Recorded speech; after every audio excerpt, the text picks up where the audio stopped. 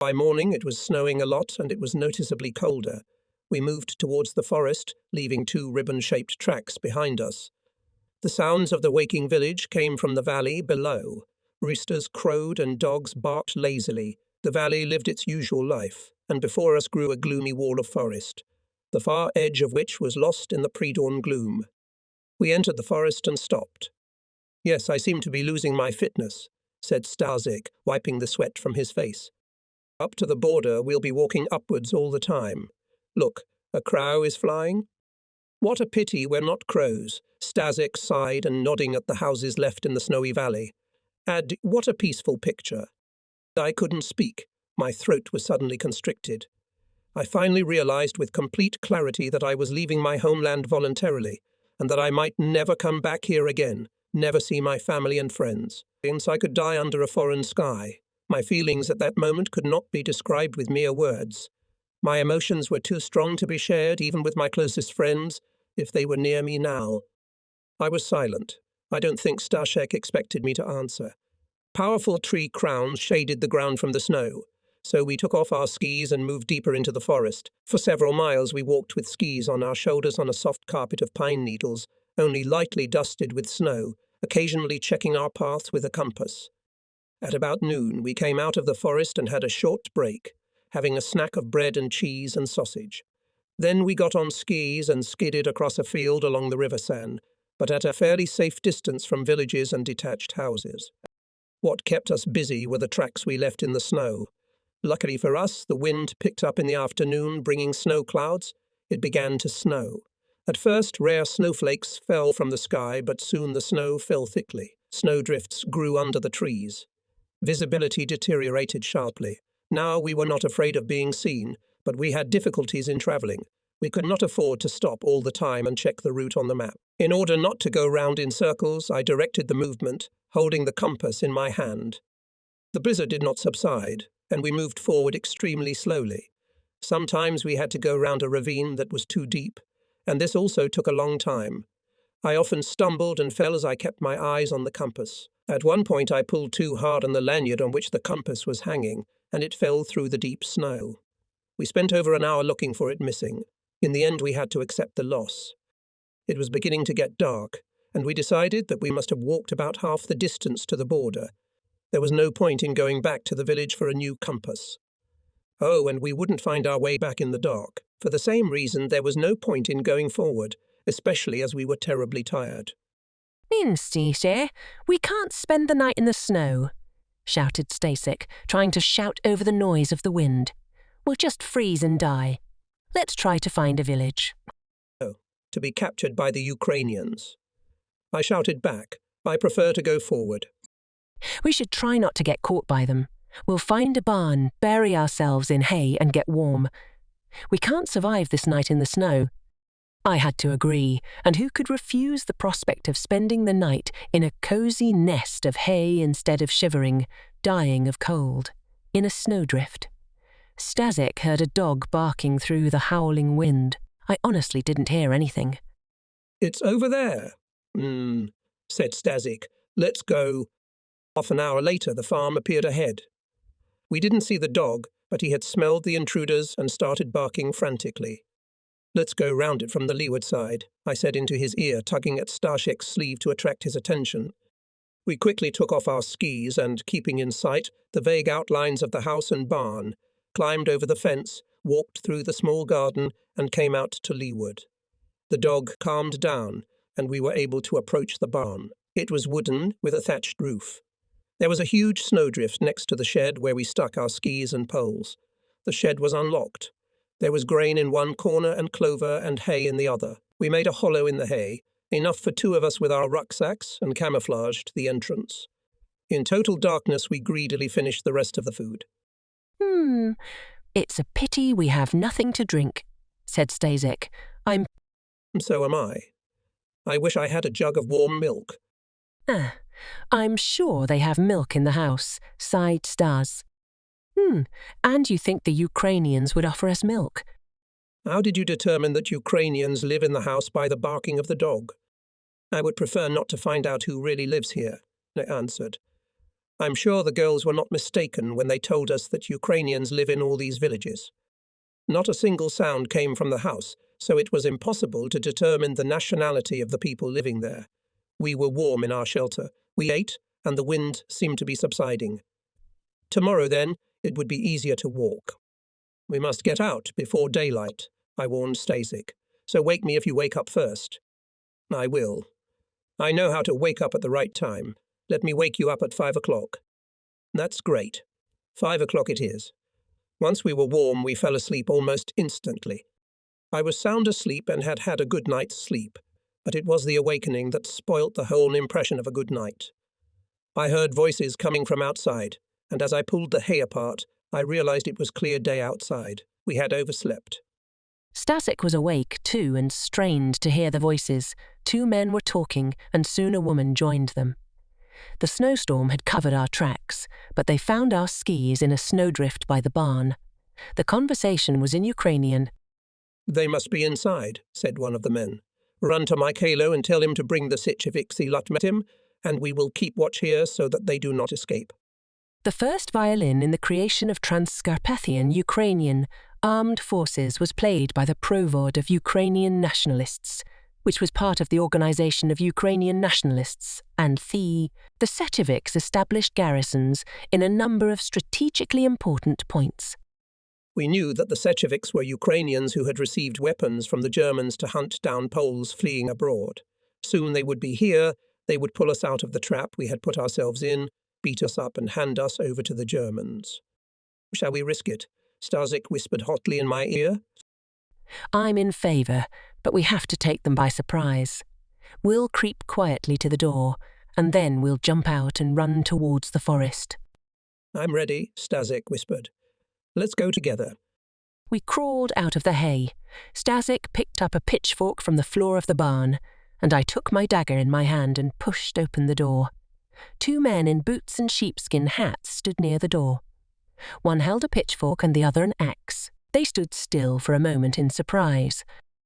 Don't move, I ordered. Let us go. Then they woke up. They rushed at us. A man was coming at me with an axe over his head. I backed away slowly, but when I hit a snowdrift, I flew forward and hit the man in the stomach with my head. Dropping the axe, he grabbed my arm, so he fell into the snow, and I managed to strike him twice with the dagger. He let go of me and grasped his stomach with a groan. When I looked round, I saw Stasek. One of his arms was injured, and blood was oozing from it. He was stabbing the man lying on the ground with a pitchfork with wild anger. Enough, run, I shouted. He struck the last blow, dropped the pitchfork and ran after me. We climbed over the fence and ran up towards the forest. We ran through the deep snow, falling and rising again. Suddenly a shot rang out. We fell down into the snow like underfoot.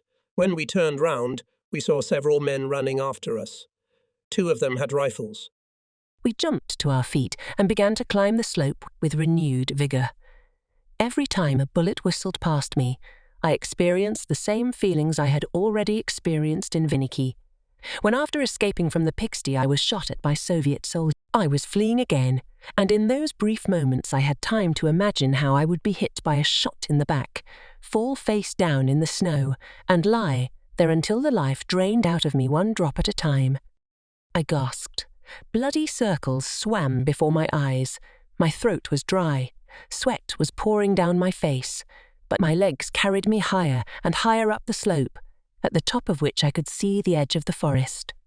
The bullets drove us on, forcing us to move faster. We reached the top of the slope and rushed towards the forest. There was little snow in the forest.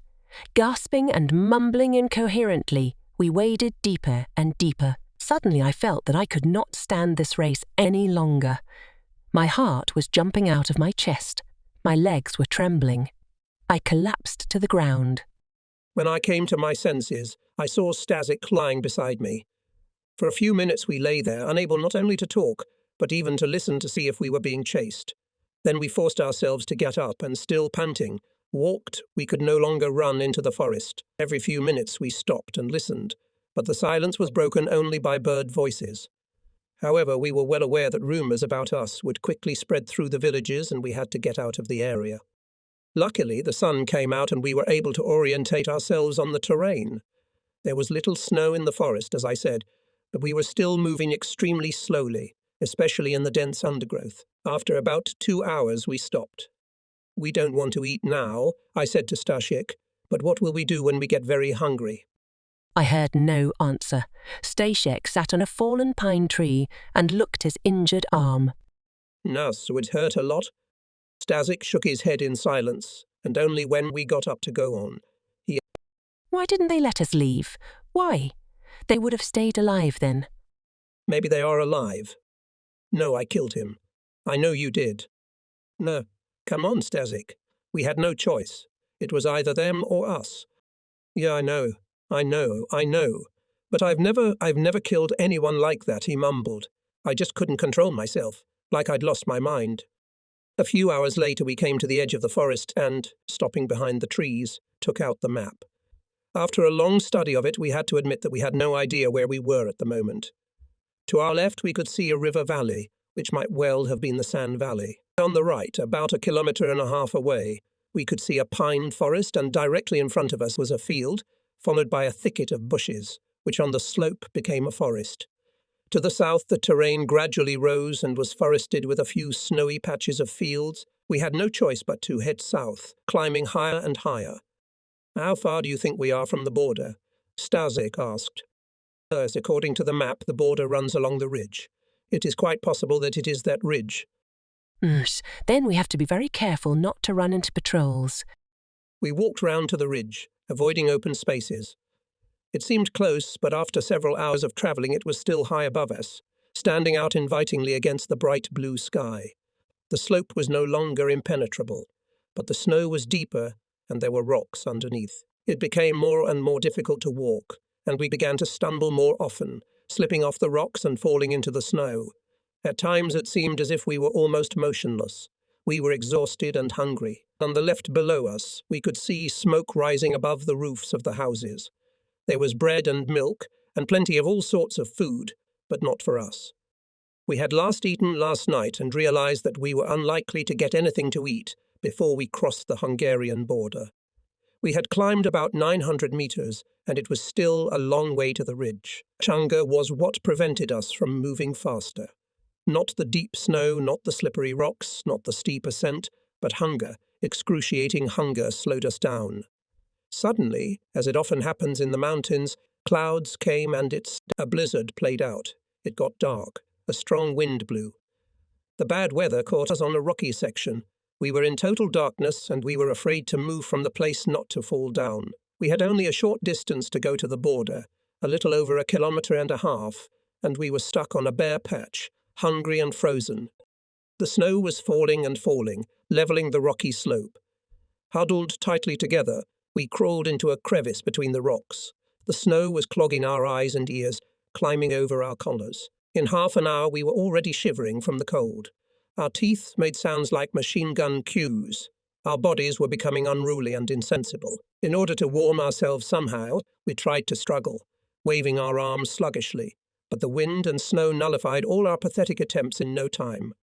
The winters in Poland are harsh, and I have been taught since childhood that one should never fall asleep in such a situation. In sleep, a person doesn't feel the cold and dies. I wanted to sleep badly, but I wanted to live even more. I had to live. I wanted to live. I pulled Stashik's sleeve. No reaction. I started to rub him, but he didn't move. In the darkness I felt his face, over which he had pulled his ski cap. Stashik. I shouted, hitting him in the chest with my fist. He mumbled something faintly, but the wind drowned out his words. I kept hitting him as hard as I could until he responded. Get off me, he said angrily. Get off me, or I'll break your nose. You want to die, don't you? I yelled at him. I don't want to die. I want to live. Leave me alone. I'm tired. I want to rest, Stashik whimpered. You'll die if you sleep. You can't sleep. Do you hear me? Wake up now. He didn't even bother to answer, so I punched him in what I thought was his face. He swore and hit me in the head. In response, I screamed and threw several punches at him. I woke him up, but there was still a long night ahead. The storm was still raging, and we needed to find some shelter immediately. There were a few fir trees on the slope. I'll break some branches, I shouted to Stashik. We'll build a hut. While I walk, you shout so that I can find you later. I managed to cut a few branches with my dagger, and getting on all fours, I dragged them to where Stashik was sitting. We put some of the branches between the stones and made a sort of shelter out of the rest, crawled inside and covered the entrance with them. Our work was completed by the storm, which pelted the shelter with snow and cut us off completely from the world. The hard work restored our circulation. We warmed up a little and protected ourselves from the wind. But now the hunger made itself felt. The last time we had eaten had been over 24 hours ago, and we had not had a hot meal for over 2 days. Outside, the storm was raging, and the layer of snow that covered our shelter grew thicker and thicker.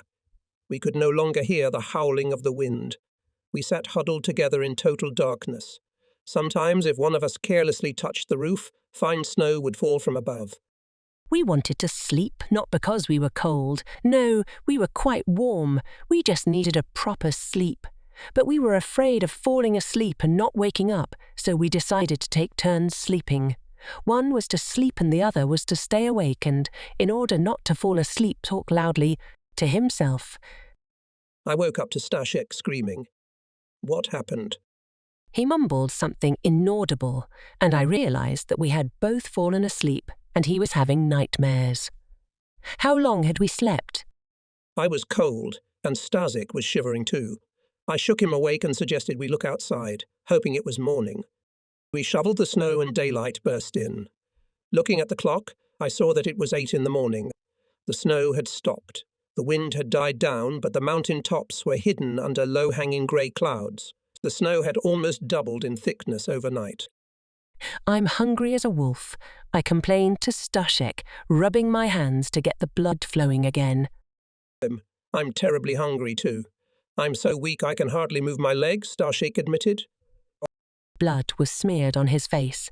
I must have broken his nose last night when I forced him to wake up. I apologized. No. Take your time. We'll talk about it, he promised. When I've eaten something, well, let's get moving.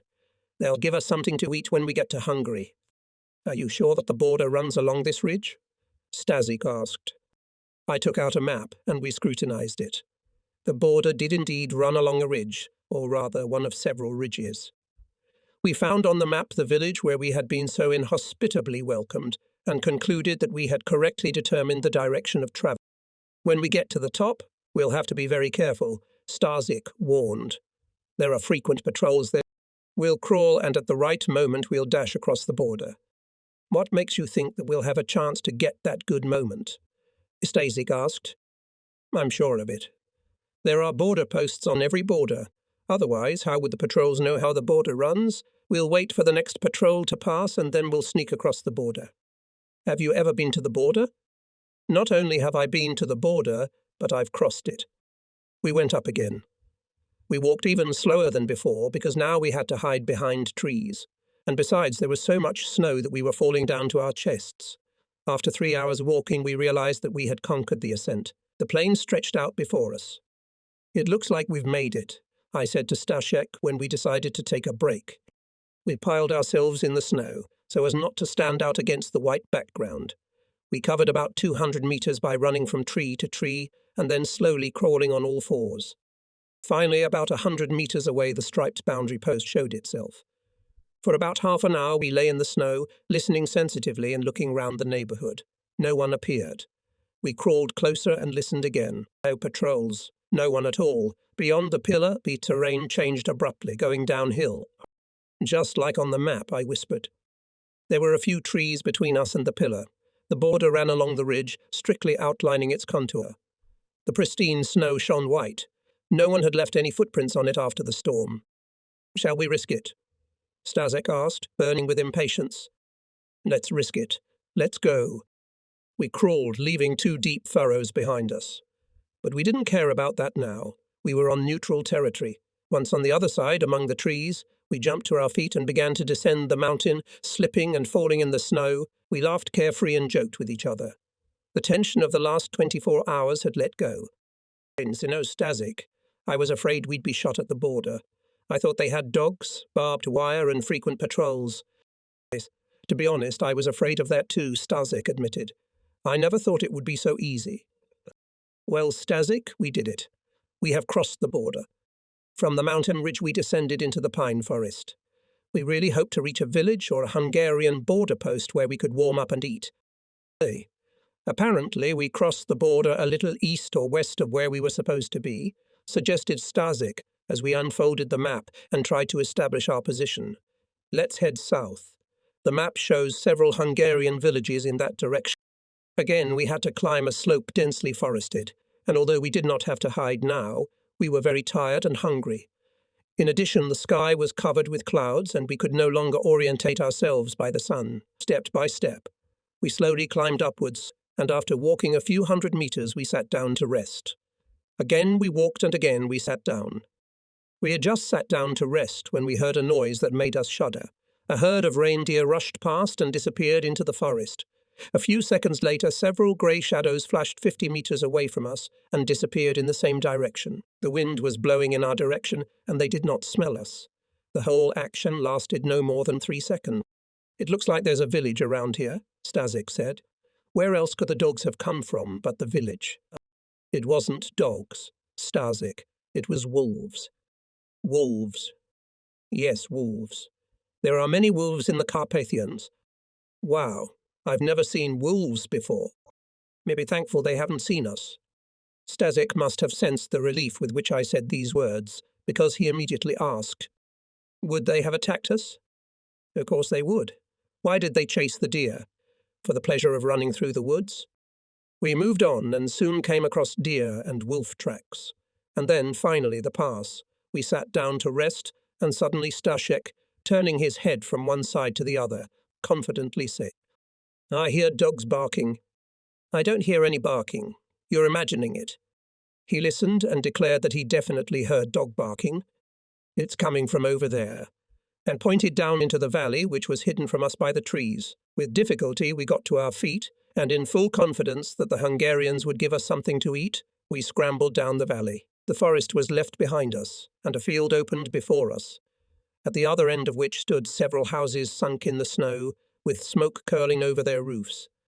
We could hardly drag ourselves across the snow-covered field, leaving 2 deep furrows behind us.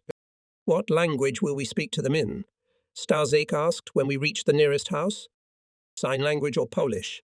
They will understand that we are cold and hungry.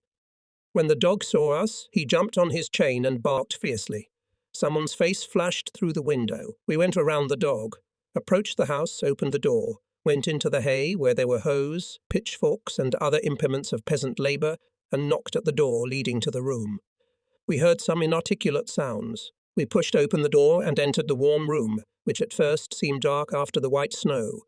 When we looked more closely, we found a man, a boy and 2 women in the room. In turn, Stazik and I stared at them. We did not know how to start a conversation. Stazik was the first to venture. We are Poles. We are hungry, he said slowly and loudly, and added, we have crossed the The man laughed but said nothing. He scrutinized us from head to toe, noting our tired faces, our trembling legs, the hungry gleam in our eyes. We came from Poland, across the border. I joined the conversation. To our surprise, the man answered in Polish. You haven't crossed the border, he said, and laughed again. There is still a long way to go to the border. While the man was talking, I noticed that one of the women whispered something to the boy. He nodded and ran out the back door. From the window we saw him run somewhere. How much further is it to the border? Stazik asked. The man didn't bother to answer. Instead, he said something to the women. In Ukrainian, one of them immediately ran out. The man laughed again. You will never cross the border. Panui Policy 12, he said with a vicious grin. You are in a Ukrainian village. Everything became clear to us. We glanced at the windows, but they were too small. The door behind us was locked. We were trapped. In a few minutes the boy would bring the Secheviks, and all our efforts would be in vain. They would beat us and hand us over to the Germans. Stazik and I looked at each other, and I saw the same fear in his eyes that he had probably seen in mine. My legs buckled, and I leaned on the bed and slowly settled down on the bench. Stazik sat down next to me.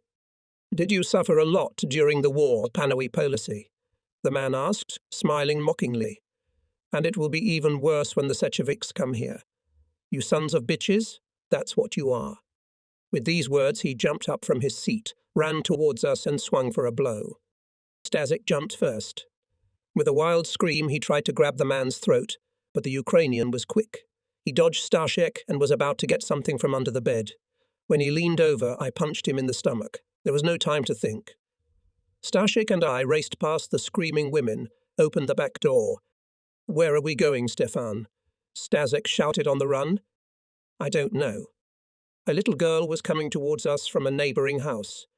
When she saw us, she froze on the spot, either from fright or from curiosity, or maybe from both. Where is the border, little girl? I asked the child. There, on the hill, she answered, pointing to a hill less than a kilometre away from the village. Stashek and I had come to the village from the opposite side. Without saying a word, we rushed in the direction indicated. We ran the shortest way between the houses, and several times we had to jump over fences.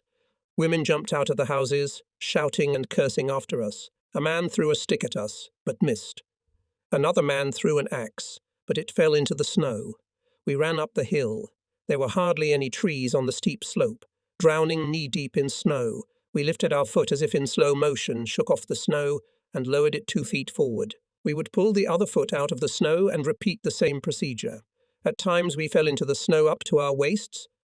The slope got steeper and steeper, and we climbed on all fours for a while. We were puffing and panting, making gurgling noises with our throats.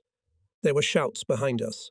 It meant that people were running after us. Shots rang out, and we saw fountains of snow raised by the bullets.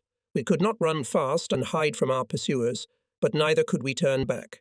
We scrambled forwards. Danger was coming at us, and we could hardly move our arms and legs, as if we were stuck to one place on the slope.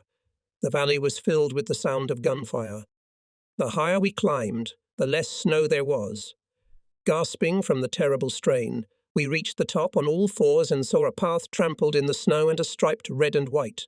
With difficulty we covered the distance to the pole, went down the hill, ran into the woods and fell to the ground. When I came to my senses, Stasik was on all fours, and the snow in front of him was coloured red. Everything was blurred before my eyes, and I was able to speak only after a few minutes. Are you hurt, Stasik? He shook his head and pointed to my nose and chest. I noticed that my nose was bleeding too, and my mouth tasted of blood. My throat was dry and my chest hurt. I scooped up snow with the palm of my hand and put it in my mouth to extinguish the fire burning in my chest. I fainted again. When I woke up, I saw my boots in front of my face. Neither Stashek nor I had such shoes. I looked up. In front of me stood a man in an unfamiliar uniform. He was smiling. I tried to smile back, but it didn't work. Then I saw another man in uniform helping Stas up. Are you Hungarians? I asked when I realized I had regained the ability to speak. One of them nodded and said something, but I didn't understand him. He lifted me up and, seeing the blood on my face and on the snow, wrapped his arms around me tighter. I pointed to my mouth and coughed. He understood what I wanted to say and gave me a drink from the flask. I immediately threw up. With the help of Hungarian border guards, we reached the border post located in a small village. The commander's wife, who spoke broken Polish, fed us hot soup and bread with sausage. I greedily swallowed the hot soup, not noticing that it burned my mouth. God, it had been a long time since I had eaten hot food. The commander was still familiarizing himself with our documents, and we had already eaten everything his wife had prepared for us. After lunch, we were taken to the barracks, fell on our beds and slept, without dreams or nightmares, for 16 hours straight. It was 3 December 1939 on the calendar. Chapter 12. While we slept, 4 more Poles crossed the border in the same place as us. On the 5th of December, the 6 of us were taken by lorry to Unvar 13, where there was a collection point for Poles who had crossed the border illegally. We were chilled to the bone as we travelled along the bumpy road in an open lorry to Ungwar. It was 20 degrees Celsius outside, and it was quite cold in the barracks, where about 100 Poles, brought from different border posts, were gathered. We were fed with hot soup, and the interrogations began. We waited impatiently to be summoned. There was only one interpreter working, and the procedure was slow. Finally, it was Stasik's and my turn. I introduced myself and told him frankly that we had taken part in combat operations during the war in Poland. Later I realized that I had made a serious mistake. Hungary was obliged by international agreement to intern such people. Civilians were housed in private homes and unguarded camps, while ex-servicemen were kept under guard in camps behind barbed wire. This was an unexpected blow to us. We had fled Poland not to spend years behind barbed wire in idleness and boredom, but to get to France as soon as possible and take part in the war. We tried to make reasonable arguments, but unfortunately our ignorance of the Hungarian language made us dependent on the interpreter, and he was too tired to get into everyone's problems. "You will explain all this to the authorities in Budapest," was his reply. "Tomorrow you will be taken there." We spent the night in a cold barracks. There were not enough beds for everyone, and we slept on the floor. Breakfast, again hot soup and bread, was brought almost in the middle of the day, and we, dissatisfied with the delay and domestic inconvenience, grumbled about the poor organization. There were quarrels between us about anything, even the most insignificant things, about the place at the only stove, who and how much warm water to take for washing. Someone started collecting signatures for a petition. Many years later, remembering the time when I was a refugee in a foreign country, I clearly realized what ungrateful people we were. We demanded better living conditions, food and medical care. We were annoyed by the lack of understanding, the most insignificant delays. Everyday inconveniences caused an explosion of indignation on our part. Escape from our country was usually associated with incredible difficulties and hardships. But we cherished the hope that once we crossed the border, we would find ourselves in paradise, where we were eagerly awaited. Subconsciously, we even expected some kind of reward for our courage. We expected praise, but we were greeted by tired officials who had dealt with hundreds of others like us. We had hoped for sympathy and understanding, but here the simplest question turned into an insoluble problem. We even began to feel some unspoken resentment towards our unwilling hosts for not wanting to appreciate our torment and honor our bravery. The Hungarian authorities in Ungar divided us into two groups. One included civilians and the other those who had taken part in the hostilities. The second group was taken by train to Budapest under guard, while those who were in the first group were taken by lorry unguarded to the nearest village and accommodated in private houses. We noticed that the first group included people who had previously introduced themselves to us as career officers. "What the hell are they doing among civilians?" I asked Stasik. "What we all should have done," someone replied. "They'll be in France much faster than we will." I have to admit that we, unlike them, just didn't have the smarts. "I would never have thought of that," I agreed. "Now you'll have plenty of time to think." In an internment camp, behind barbed wire, my interlocutor replied with a chuckle. On arrival in Budapest, we were transferred from the wagon to lorries and brought to a building that looked remarkably like a heavily guarded prison. It was a fortress perched on Mount Gellert 14, overlooking the city and the Danube. The lorries drove into the inner courtyard. The gates were closed. Shivering from the cold, we jumped to the ground. "Well, congratulations. We're back in prison," said a voice. It was a prison. We were fingerprinted and taken for interrogation, which lasted several hours. Then we were divided into groups of 5. Stasik and I, and 3 others from our group, were placed in a cell where there were already 14 Polish refugees. We looked around, but saw no familiar faces. We introduced ourselves. We were primarily interested in the conditions of detention. "You will soon find out for yourself," said one of the cell's inhabitants. "We live in luxury. Twice a day we are brought food, and twice a day we are allowed to go for a walk in the prison yard. There we can exchange news. From here you have a beautiful view of Budapest through the bars," another cellmate said. "At night, when you look at the city lit up with lights, you realize how right the poet was when he called Budapest the pearl of the Danube." "What are the prospects of getting out of here?" one of us asked. "Oh, the very best," came a mocking voice. "Every fortnight a shipment of about 100 men from the internment camp arrives, and in the meantime we're feeding millions of lice and we're starving," added another. "Why do they keep us here? Why don't they let us go to France?" I asked. "International arrangements. They're afraid of the Germans. Then why the hell don't they at least create normal conditions for us?" Why indeed? None of the representatives of the Hungarian side explained to us their point of view on this problem. They simply did not have the possibility to accommodate thousands of hungry, frozen, exhausted Poles who almost daily ran across the border. What we suffered most of all was not the cold, monotonous food and living conditions, but lice. The straw was teeming with lice. We itched constantly. The harmful insects got under our clothes, establishing colonies in our armpits, chest hair, and head. They were a terrible torment. There was no escape from the lice. We killed them by the hundreds, but thousands of new bloodsuckers replaced them. The walls of the cell were red with blood. We crushed the nasty insects against them. We hardly slept at all. There was no sleep. Just when you try to sleep, these things start their endless feast on your bitten body. You kill the scoundrels, fall asleep, and a few minutes later you wake up cursing and everything starts all over again. We spent 4 days with Stasik in that cell. From conversations with fellow inmates and during walks, we concluded that there was only one way to get out of the fortress and not to get behind the barbed wire. We had to escape from prison and get to the Polish consulate in Petin 15 in order to obtain civil documents. It was possible to get out of prison only under the pretext of illness, to persuade the Hungarians to take him to the city and there to escape from the guards. But the Hungarians had already learnt by bitter experience, and they were not easily persuaded. However, Stasik had a great idea. He took a tube of shaving cream and squeezed some into his mouth. We started banging loudly on the door. When the guards entered the cell, we shouted "Doctors," pointing at Stasik lying on the floor, foaming at the mouth. The guards went out, closing the door, but returned a couple of minutes later with a man in a white coat. Lucky for us, it was only a brother of mercy.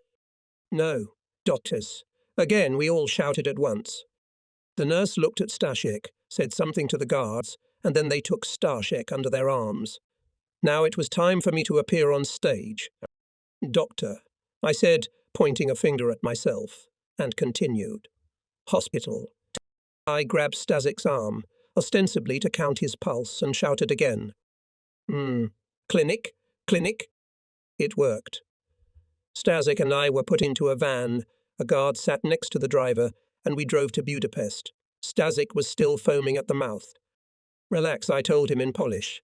"Now we must not miss an opportunity to escape from the guards." "I'm not pretending," he complained. "I've swallowed so much cream that I really can't stop. It's horrible." At the hospital, the guard left us in the waiting room and went after the doctor. Wasting no time, Stasik and I, using caution, made our way out of the hospital. The guard at the gate shouted something to us in Hungarian, making understandable gestures with his hand. "Go away from here." He probably thought that we were beggars who had entered the hospital unnoticed. Now we had to find our way to the Polish consulate without falling into the hands of the police. Knowledgeable people in the prison explained that it was not the ordinary police that we had to fear, but the gendarmerie. The gendarmes wear triangular hats with feathers on the brim. They have rifles with bayonets fixed, and they always patrol in pairs. We found ourselves in a strange city with no money, dirty, unshaven, and slovenly dressed. Besides, we itched incessantly. The consulate, as far as we knew, was in Pest, on the other side of the Danube, and we had to cross the bridge and find the right street. This took us several hours. We were cold and very hungry. I asked directions from people we met. Some looked at us with suspicion, some tried to help us, and one couple snorted and walked on without stopping. When we finally reached the consulate, we saw several hundred Poles who had come for the same reason. They wanted to obtain documents allowing them to register as civilians. Among these people, dressed in clean suits and coats, wearing hats and gloves, Stasik and I in our dirty and crumpled ski suits looked out of place, to say the least. We suffered all night in the consulate courtyard, but the next day we got our civil passports and railway tickets to Barch. In this small town near the Yugoslav-Hungarian border, we were to be housed as civilian refugees. About 50 people were placed in a railway carriage, and accompanied by one policeman who made sure that no one got off at the stations. We travelled across the snowy Hungarian plains to our final destination. Late in the afternoon, the train arrived in Barch. The railway station was crowded with locals who were paid small sums of money for taking in refugees. An elderly man seemed to like Stasik and me and pointed us out to the official in charge of the refugees. We followed the man silently through the snowy streets. We could only communicate with the Hungarian in sign language. The man didn't know a word of Polish, and we knew only one word of Hungarian: "Thank you." He didn't seem to believe that we didn't have any luggage. but by waving empty hands, we seemed to convince him that we had come light. In addition to our clothes, we had a wristwatch and 2 gold rings that Antek had given me. When we entered the house, we were blinded by the bright light. When our eyes adjusted a little, we saw 4 people looking at us with undisguised curiosity. An old woman, apparently the owner's wife, 2 young women, and a young man about our age. We smiled, and they smiled back. For a quarter of an hour we exchanged smiles and gestures until the landlord intervened. Sprechen Sie Deutsch? He asked. We were stunned with surprise. Joe J. No etwa 17, I hesitantly answered. Ah, das ist got 18, he answered and quickly spoke in German, introducing us to his family. This is my wife. This is my married daughter who lives a few houses away from us. This is my youngest daughter Marischka, and this young man is Marischka's fiancé. After everyone had introduced themselves, Stasik asked the host, "Where did you learn to speak German so well?" "It's because I'm German." "When?" "Who?"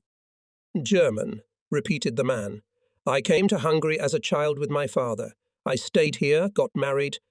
That's how—" I probably said it with such obvious relief that the whole family, except for the groom, who didn't understand German, laughed. "Don't worry," said Marischka, laughing. "Even though we are half German, it doesn't mean that we have anything to do with the war." The mother began to set the table, and the eldest daughter and Marischka's fiancé said goodbye and went home. Stashek and I were invited to the table. "We have already had dinner," the hostess explained to us, "and you must be hungry." The trouble happened during dinner. Marischka and her parents were watching us eat, exchanging short phrases. Suddenly Marischka shrieked and pointed at my sleeve, saying something in Hungarian. Following her gaze, I saw a company of lice descending down my sleeve. With horror and disgust, the owners were watching the insolent insects, who had decided to come out into the open. Stashek and I stopped eating. After a short pause, the owners exchanged a few remarks, and there was silence again. "We're full of lice," I confessed. "We picked them up in prison in Budapest." After talking to the family, the head of the household said, "We can't leave you here." "I'm sorry. We should have warned you right away," Stasik said guiltily. "We'd better get back to the station," I said. We got up from the table without finishing dinner, and the old man began to put on his coat. Marischka retreated to a far corner. She and her mother stared at my sleeve. Having said goodbye, we followed our host out of the house. We had almost reached the station when Marischka caught up with us. Talking to her father about something, she said, "Please, let's go back." When we returned, the landlady had already melted the cooker. In spite of the cold, we stripped naked under the awning in the courtyard. We wrapped ourselves in some old rags, shivering from the cold, and waited for the water to warm up. There was no bathtub in the house. For washing, we used a large tin tub in the kitchen. Stasik was the first to wash, and I was left shivering under the awning. When my turn came, the master gave me soda and soap and left me alone. On the cooker in a large pot our clothes were boiling. I plunged into the hot water with pleasure. When I had washed myself, I wiped myself dry with a towel, walked to the room where Stasik was already fast asleep, and collapsed on the bed. I instantly fell asleep in a clean bed. I had not dreamed of such luxury for a long time, and after a hot bath. I had nightmares during the night. I was hot, so I threw off the blanket. A few hours later I woke up, because I was freezing to the bone. I had a terrible chill. Stasik was sound asleep. I reached for the blanket, but felt dizzy. The room seemed to do somersaults, and I lost consciousness. I didn't regain consciousness until the afternoon. There were people around, among whom I saw an agitated Stasik. Someone was laying hot bricks on me, someone was counting my pulse and listening to my breathing. My eyes went round, and the room spun again. They tried to talk to me, but I was unable to respond. When I regained consciousness, I saw Marischka sitting on a chair and Stashik leaning on the bed. They didn't immediately notice that I had regained consciousness. "How are you feeling, Stefan?" Stasek asked, seeing that I was looking at him. I tried to answer, but I couldn't. My tongue was stuck to my throat. Stasik gave me some water, and that helped. "What's wrong with me, Stasik?" "It was either flu or pneumonia." "I thought I was dying," I answered. "You're not dying. The doctor said you'll recover. They saved your life." Who are they?" These people. What happened? Hey, they saw you walking around the house naked. They realized you had a fever. You were delirious. They put you to bed. They put hot bricks on you. Marischka watched us, but of course she didn't understand. Will you thank them for me, Stasik? I asked, and feeling weak, I closed my eyes and fell asleep. I stayed in bed for several days, and the owners of the house surrounded me with attention and care. Stasik brought news of other Poles living in the town and informed me of their plans to go to France. In the evenings, Mariska came to see me, sometimes alone, sometimes with her fiancé Janusz. Mariska was a lovely girl, blonde-haired, blue-eyed, with a slightly upturned nose and bright red lips, untouched by lipstick. When she smiled, she had dimples on her cheeks that added to her charm.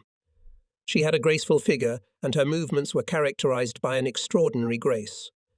I watched with pleasure as she moved around the room easily, as if dancing. Marischka had a habit of suddenly looking back to catch my admiring gaze. Her proximity made me dizzy. I could hardly restrain myself when she adjusted the blanket or fluffed the pillow to make it more comfortable for me to lie down. But one day I couldn't take it anymore. When she leaned over me, I wrapped my arms around her waist and kissed her. She grabbed my hair with one hand and raised the other, clearly intending to slap me, but changed her mind at the last moment. She took a glass of water from the table by the bed, splashed it in my face, and left the room looking like a princess offended in the best feelings. For the next 3 days she came to see me only accompanied by Janusz. I didn't like Janusz. I hated him for the fact that, as a fiancé, he put his arm round Mariska's shoulders. Even the way he spoke to Mariska annoyed me, even though I didn't understand a word. He also seemed to be annoyed when Mariska and I spoke German. He was clearly unhappy with Stasik and me, and he didn't even try to hide it. Thanks to the good care, I recovered quickly and was back on my feet in less than a week. As civilian refugees, we had the right to move freely around the city centre, but no further. Nearby was the border with Yugoslavia, which ran along the wide and deep Drava River, Stasik, and I received pocket money from the Hungarian authorities. It was only enough for soap and toothpaste. There was no industry in the city and therefore no way for us to earn any money. It was winter, and the farmers didn't need our services either. So it is not strange that the Poles in Barka, there were about 100 Poles living there, quartered in private houses, spent most of their time planning their escape to Yugoslavia, and from there to Italy and France. In the house next to ours lived 3 students from Warsaw who, like Stasik and me, were eager to get to France. Joining forces, we drew up a plan to escape to Yugoslavia. We needed a boat to cross the Drava, but several boats had already disappeared in Barka, stolen by Poles crossing to Yugoslavia, and the owners were now locking the boats. Once one impatient Pole, frustrated by the lack of boats, stole a large trough and tried to cross the Drava under cover of night. The trough overturned and the fugitive drowned. When the body was pulled out of the river, a funeral was organized, attended by all the Poles living in Barka. The bridge over the Drava connected Hungary and Yugoslavia. But it was, of course, guarded round the clock on both sides. It was rumoured that a few Poles managed to swim across the Drava under the bridge. But as soon as they reached the Yugoslav side, they were immediately sent back to Hungary, where the gendarmerie gave them the usual punishment. They were imprisoned for a fortnight. Later, 2 more Poles tried to swim across the Drava, but one of them drowned, and we went to the funeral again. However, the other one was luckier and managed to get to the other side. In gratitude for our hospitality, Staszek and I sawed and chopped so much firewood that we filled all the barns and sheds. We shoveled snow, sprinkled sawdust on the paths, repaired the fence, the radio, the owner's bicycle, and the owner's sewing machine. We even cleaned the chimney, and I used the soot for the snowman we made in the garden. During the day we helped with the chores, and in the evenings I looked forward to Marischka's arrival. She worked as a receptionist at the doctor's office. After dinner, I would sit in the living room and enjoy the company of my host's charming daughter. We were rarely alone together. As a rule, one of her parents or Janusz always sat in the living room. But at the rare moments when I could be alone with Mariska, I would try to express my admiration and feelings for her in my broken German, and with the help of some Hungarian words. Usually she laughed in response, shaking her charming head. But one day she suddenly reacted to my "Well, I wonder how many girls you have already said those words to, Istvan?" she asked, twisting my name into Hungarian. "Hey, I have never experienced anything like this, and I have never met a more charming girl than you. Really, Mariska. And if you meet an even prettier girl in Yugoslavia, or in France, or anywhere else you decide to go, you will say the same words to her and you will forget me. Isn't that right, Isvan? I am sure that there can't be another girl like that, I said, at that moment sincerely believing in what I had. Mariska was silent for a moment and then, putting aside her knitting, asked, I know that you want to escape to Yugoslavia, and from there even further, and you need a boat. But what's the hurry? Why do you want to leave? Are you unhappy here? It was difficult for me to explain to her in broken German why we had fled abroad from our country, devastated by the Germans and Russians. She hadn't seen people dying, hadn't been bombed. She had not seen unarmed people shot before her eyes. She had not seen orphaned children. She could not understand my feelings, my passion for revenge at all costs. She was only 20 years old. She had lived a peaceful life and had no idea what war was. But why are you in such a hurry to leave Hungary and us?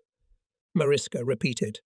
The war will be over in a year, maybe even sooner, and you can go back to Poland. I can't stay here when others are risking their heads. Have you thought about what will happen to me, poor thing? She asked mockingly. Abandon me, and I decided that you really love me, Istvan. I laughed with pleasure.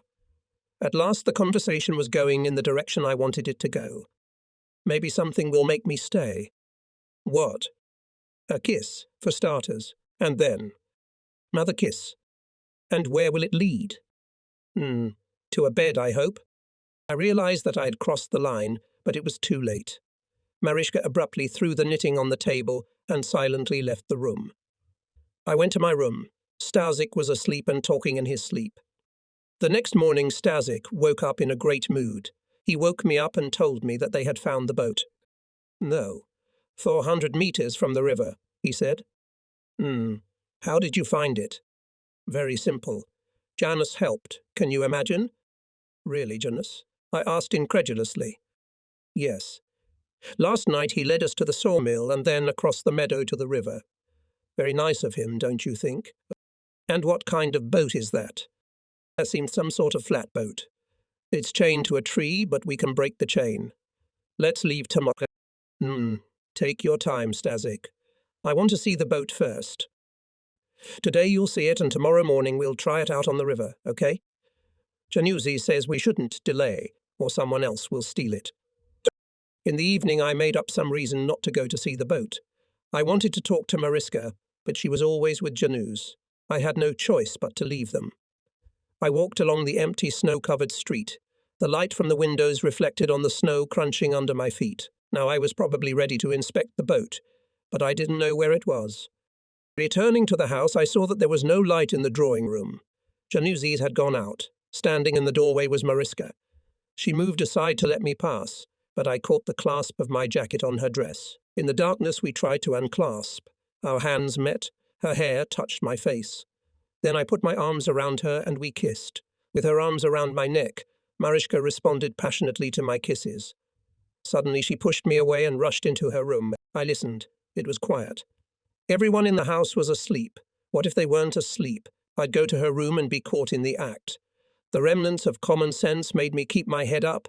I went to my room, undressed in the dark and crawled under the covers, but sleep wouldn't come. It had snowed a lot during the night, and after breakfast Stazik and I were busy clearing the area. He kept saying something, but I was so absorbed in my own thoughts that I couldn't hear anything. He noticed that I wasn't paying attention to him, and when I once again didn't answer his question, he said, She's very pretty.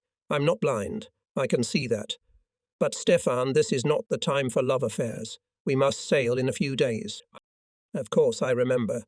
In a few days, I repeated. I don't hear much enthusiasm in your voice.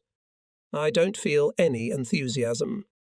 Stazik muttered something to himself, then said angrily, Listen, Stefan. We have travelled a long way together, and I would like us to get to France together. If you're not going to move within the next few days, I'll leave without you. We went back to the house and helped rearrange the furniture. Christmas was approaching and the owners were going to have guests. We were still moving furniture when some students we knew came in and told us that they had found the 6th member of the crew, and now we could sail to Yugoslavia. Stefan, you are the only one of us who knows how to handle the boat. You must examine it, Stasik insisted. I didn't want to run away, but I agreed to see the boat. After convincing the owner to stock up on sawdust for the paths, we took the sacks and went to the sawmill. Next to the shed was a flat-bottomed boat made of unplanked planks. It looked decent from afar, but for fear of attracting attention, I couldn't examine it up close. Well, what do you think? Stasik asked. It looks all right, I answered, but if 6 people sit in it, it will settle too much. No. So what? No. So what? She'll be overtaken by the first wave. So what do we do? Nothing. Are you ready to sail if she capsizes? Don't play captain, Stefan. Explain to me what the boat is supposed to do. To take us to the other side, I think. Is this boat good for that? I think so. Good. Then that's what we'll use. We looked around and realized that there was no place to sleep at the sawmill, which meant that no one would be here at night. It really wasn't more than 400 meters to the river. Well, everything was clear, and having filled the sacks with sawdust, we followed the owner home. The way back passed in silence, and only on the approach to the house the old man remarked, "Be careful, the boat may leak," and sighing, asks, "Are you going to sail before Christmas?" "No, we plan to set sail on the second Christmas night," Stasek replied. "The Yugoslav border guards will be celebrating Christmas, and we will slip unnoticed onto their shore." I was very surprised, but I didn't let it show. That's a good idea," said the old man, and he didn't say another word until he got home. That evening Marischka did not dine with us. Concerned about her absence, I asked if something was... "Tonight she is having dinner with her fiancé," my mother explained. "He was leaving in the morning to celebrate Christmas with his parents in Peaks." I tried to hide the fact that I was pleased with the news. After dinner, I wrote letters to my relatives in Poland, informing them that I had arrived safely in Hungary. After the war, I learnt that they had not received my letters. I saw Stasik leave, and then I fell asleep sitting at the table, probably because of the sleepless night. The landlord woke me up before I went to bed, and I went to our room. Stasik was already fast asleep. The master had switched off the light and retired to his bedroom, which was next to his daughter's bedroom. After a while, I heard Marischka's footsteps outside and rushed downstairs to meet the girl at the door of the house. She didn't seem surprised to see me. She had snow in her hair, her cheeks cold from the frost, but her lips were warm. When I started kissing her, I thought that a few minutes ago she must have been kissing Janus, but immediately dismissed the thought. Now I was hugging and kissing her. I started to whisper soft words to her, but she put her finger to my lips, silencing me. Taking my hand, she walked into the living room. We sat down on the couch and started kissing, gently at first and then with more and more passion. Out of fear that my parents might wake up and come into the living room unexpectedly, we hugged and kissed without saying a word. The next 2 nights I came to Marischka, and a few hours of love passed imperceptibly in frenzied caresses, and then she threw me out of the room. Christmas came. On the 25th of December, after a festive dinner, we all went to Marischka's married sister who lived next door, where the fun was already in full swing. We also took part in dancing, singing, drinking Tokay. Marischka laughed, danced, and we kissed for a moment when no one, as we thought, saw us. When I was about to leave, it turned out that Marischka was staying here. My sister and her husband were going to his parents for 3 days, and Marischka was staying at their house to feed the cat and the dog. "I'll be back in an hour," I whispered to Marischka. "No, Istvan, don't come, don't." "I'll be back." We went home with her parents. The drunken wine put the old man in a good mood. He sang at home, and I even tried to echo him. After saying good night to our hosts, Stashek and I went to my room. He undressed immediately and went to bed. I waited until everyone was asleep, tiptoed downstairs, quietly opened the door and went out into the frosty night. Stasik saw me leave the room but said nothing. It was about 3 o'clock in the morning. A song came from somewhere far away. A dog barked. I walked past unlit courtyards, approaching the cherished house. I jumped over the fence and went to the back door, but it was locked. I went round the house, but here too, the door was locked. So I went back to the back door again and knocked softly. The door opened, but Marischka wouldn't let me in. "You shouldn't have come, Istvan. They might see you. There's no one here. Everyone's asleep and I'm cold. Touch it." I took her hands in mine. They were I stepped into the house and closed the door behind me. Go away, Istvan. You must go. In the darkness I embraced her, warm and shivering beneath the light dressing gown. She did not push me away when I began to kiss her, and she responded to the kisses, mumbling incomprehensible Hungarian and German words and repeating my name between kisses. I greedily kissed her face, her lips, her hair. Taking Mariska in my arms, I carried her, bumping into furniture in the darkness, through the living room to the bedroom and lowered her onto the bed. She no longer resisted, and the world ceased to exist for us. The night was ours. After a few hours I realized it was time to come down to the sinful earth. Mariska, running her fingers through my hair, whispered something softly in Hungarian, in the dim pre-morning light penetrating through the frost-painted windows. I admired her delicate face framed by blonde hair that ran in light waves over her bare shoulders. What did you say, Mariska? Nichebe dich 19 Istvan. Say it again, but in Hungarian. Niseritlek Istvan. Miseritek Mariska, I repeated slowly. And now you say it in Polish, he asked. Jejci koszem, Mariska. J ishe koam. Stefan, she repeated and laughed, and once again, forgetting everything in the world, we clasped each other in a tight embrace. The morning dawn was dawning. It was time for me to go home. Mariska watched me dressing in silence. Do you have to go, Istvan? Without getting out of bed, she asked. Yes, I have to go. I can't let them see me coming back. That's not what I meant. You're going to sail across to Yugoslavia, aren't you, Istvan? I'll come back, Mariska. I'll definitely come back. But I have to leave. It's already decided. We'll sail at midnight when everyone's asleep. When will you be back? A year at the most. The war won't last much longer, and I'll be back in a year, if not sooner. A year, she repeated, but you could be killed. You might drown. No, Mariska, I interrupted. Nothing will happen to me. I'll definitely come back. Parting, we agreed to meet in the evening. I sneaked into the house, reached my room safely, and fell asleep as soon as my head touched the pillow.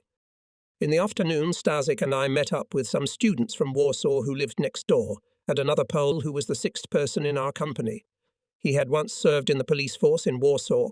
This physically fit, stocky man was considerably older than us. The students took out a map of Yugoslavia, and we carefully studied the future route. We had to go at least 16 kilometers into the country before we could fall into the hands of the police. If fugitives were caught within 16 kilometers of the border, they were always sent back to the country from which they had escaped. In our case, it meant a 2-week stay in a Hungarian prison. We had no problems with our belongings. Toothbrushes and razors we could scatter in our pockets. After midnight, using extreme caution, we were to all gather at the sawmill, unhitch the boat, carry it across the field to the river, launch it, and swim to the other side. We really hoped we would be lucky and everything would go smoothly. I was involved in the plan, but mentally I was somewhere else. I was dreaming about Mariska, remembering the night I spent with her, her kisses, the warmth of her body, her gentle hands, her silky hair, the passion with which she responded to my caresses. Wake up, Stefan. A harsh voice interrupted my reverie. I thought you were going to be captain of our boat. How are we doing on oars? Shit, we don't have any oars. We should get some planks from the sawmill. By the way, does everybody know how to row? I can't. Neither can I. But somebody's got to help me. The current could be very strong, and it would be difficult for me to steer the boat alone, I explained. All right, then I'll be the assistant captain, Stasik volunteered. You just tell me what to do and I'll follow your orders. We agreed to meet at our house at 11 o'clock in the evening and parted. Stasik took the field binoculars from his master and went closer to the shore. He wanted to see at what intervals the Hungarian border patrols appeared on the shore. When Mariska returned from work and we all sat down to dinner, the conversation revolved mainly around our night expedition. The owners of the house did not understand why we had decided to leave Hungary in such a hurry, and it was difficult for us to explain in a few words the reason for such haste. What was it that moved us? A patriotism, or a kind of excitement to be in France as soon as possible, or both combined? Or perhaps each of us had a different reason. We were all anxious to leave, and nothing could keep us away. I was the only exception. Mariska. After dinner, I didn't manage to be alone with her.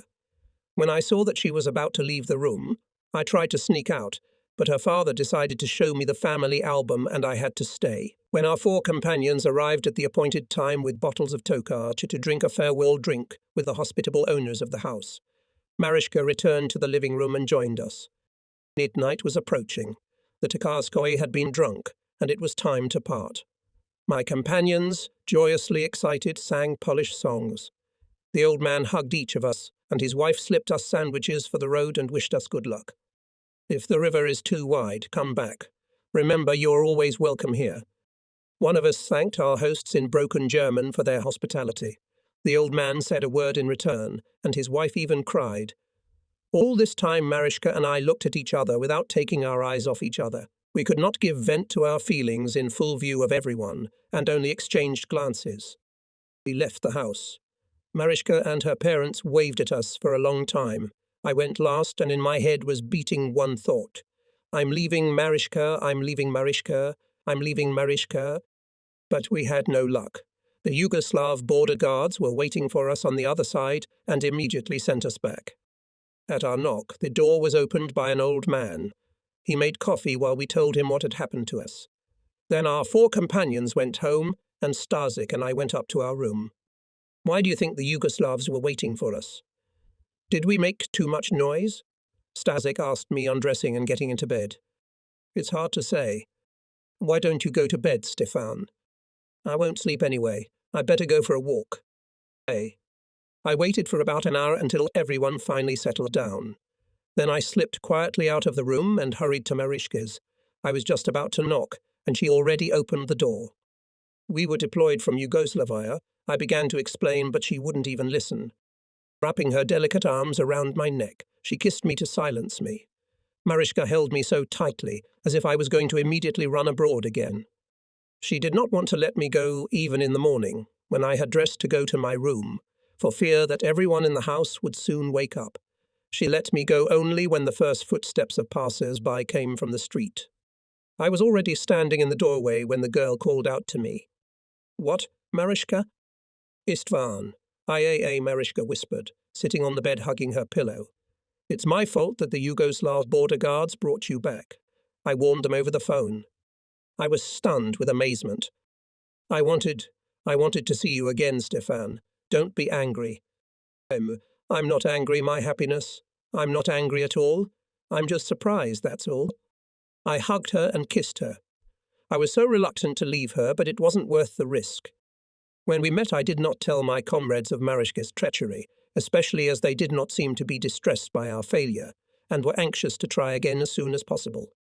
During the night, it became very cold. I came to Marischka again, and we, lost in passion, forgot everything. In the afternoon, we heard that the river was frozen with ice. The whole company decided to cross the ice to Yugoslavia the next night. I was categorically against it. One cold night doesn't solve anything. The frost has to stay for a few days. Have you forgotten what the current is like there? I tried to persuade my impatient companions. In the evening, Janos came.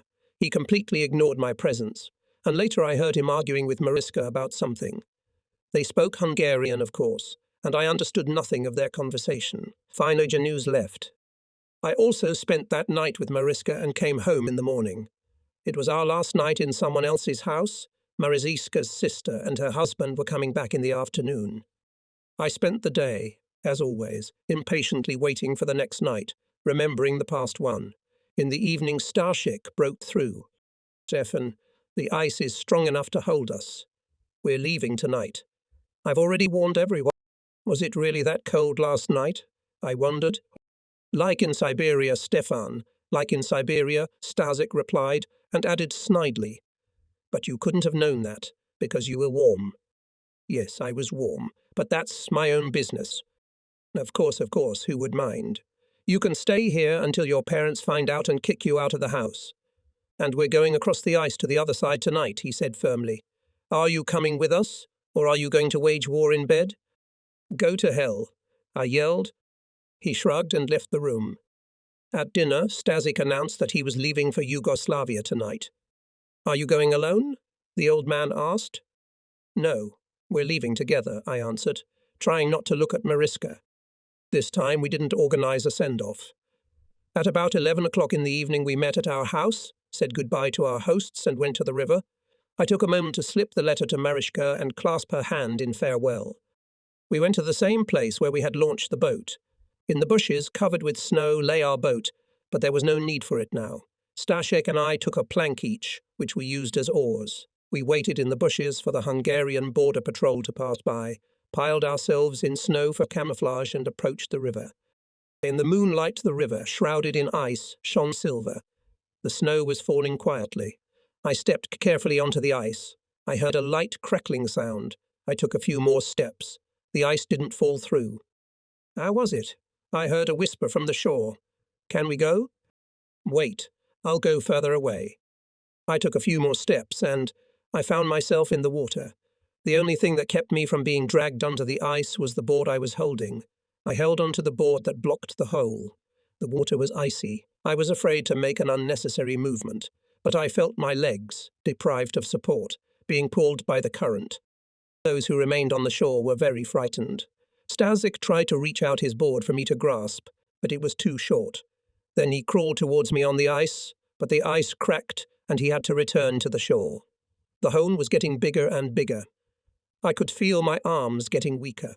At any moment I could be pulled under the ice, and then I saw Staszek crawling towards me on a board. He was held by one of the students by the legs, who in turn was held by the second and the third. The chain was completed by the sixth member of our team, a former policeman whom the students had found. With his feet firmly planted on the ground, he closed the chain, holding the legs of the third student. Finally, Staszek crawled up, grabbed me by the shoulders and commanded pull. Slowly, step by step, breaking the ice in front of me, they pulled me to the shore. Come on, come on. We must get him home, someone shouted, and I felt myself being carried back to the house we'd left only an hour before. Our arrival woke up the whole family. While the old man melted the cooker, the others took off my wet clothes. Soon I was in bed, given some hot drink, and, as had been the case in the recent past, covered with hot bricks. Late at night, realizing that the danger was over, and that I was coming to my senses, the old men and Marischka went to bed. From behind her mother's back, Marischka sent me a kiss. After they left, Staszek undressed and got into bed, but before turning off the light, he turned to me. I'm sorry, Stefan. It's my fault. I got you into this adventure. But you got me out, too. You know, I was terrified. Death by ice, brr. It was my impatience, Staszek continued. I wanted to leave as soon as possible. Besides, we were told that the ice is very hard. Who told you that? Janus. He said he went out on the ice himself. Yeah. You think so? I don't know. It's very possible. In the morning, I woke up completely healthy. I didn't even have a runny nose. In the afternoon, we met the whole team and decided to make another attempt when the ice was strong enough. The frost was getting stronger, and we hoped that we wouldn't have to wait too long. In the evening, Januse did not come to visit Marischka as usual. After dinner, when she was about to go to her room, I managed to be alone with her. I told her that during the day I had made a reconnaissance and found out that I could get into her room through the window, as long as she left it open. She agreed, but it seemed to be a difficult decision. She was obviously very afraid of her parents. At midnight, when everyone in the house was already asleep, I went out the back door, walked through the snowdrifts along the house and knocked on Marischka's window. The window opened, I climbed in and closed it behind me. Marischka, against her custom, did not rush into my arms. She froze at the door and listened sensitively to the silence. But everything was quiet. We went to bed, and soon in passionate kisses and embraces we forgot, not only about our parents sleeping in the next room, but also about everything in the world. At some point we fell asleep, and when I woke up it was already light outside. I quickly got dressed and climbed out the window. As I opened the back door, I came face to face with the old man. He froze with surprise and was just about to wish me good morning when he noticed that I was wearing only my trousers and shirt, and my shoes were not laced. Without a word, he went outside and saw the footprints in the snow that led him to Marischka's window. I remained standing where I was. When the old man returned, his face was as white as the snow that had fallen during the night. Out, out, out, he shouted. Out of my house. Now. I went up to our room and woke Staszek. What's the matter? He asked, yawning. We must leave this house immediately. Why? What happened? What's the rush? Marischka, the old man. He kicked us out of the house. What did you expect? His blessing? Scolding me in all sorts of ways. Starzek got out of bed and got dressed. As we walked towards the exit, we saw the old man sitting in the kitchen.